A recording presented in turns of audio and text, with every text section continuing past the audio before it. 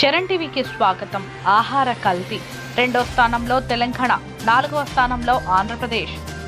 ఆహార కల్తీలో దక్షిణాది రాష్ట్రాల్లో తెలంగాణ రెండో స్థానంలో నిలిచింది.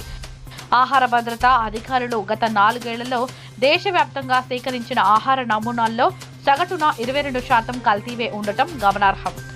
2021-2024 మధ్య దేశవ్యాప్తంగా సేకరించిన ఆహార పదార్థాల నమూనాలు, అందులో కల్తీవిగా తేలిన నమూనాల వివరాలను కేంద్ర వైద్య, ఆరోగ్య, కుటుంబ సంక్షేమ శాఖ రాష్ట్రాల వారీగా ఇటీవల పార్లమెంటుకు నివేదించింది.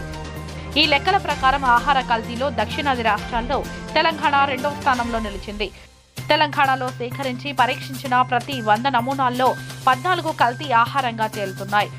తమిళనాడు 20% సగటుతో దక్షిణాది రాష్ట్రాల్లో అగ్రస్థానంలో ఉంది. కేరళ 13.11%, ఆంధ్రప్రదేశ్ 9%, కర్ణాటక 6.30%తో వరుసగా తర్వాతి స్థానాల్లో నిలిచాయి.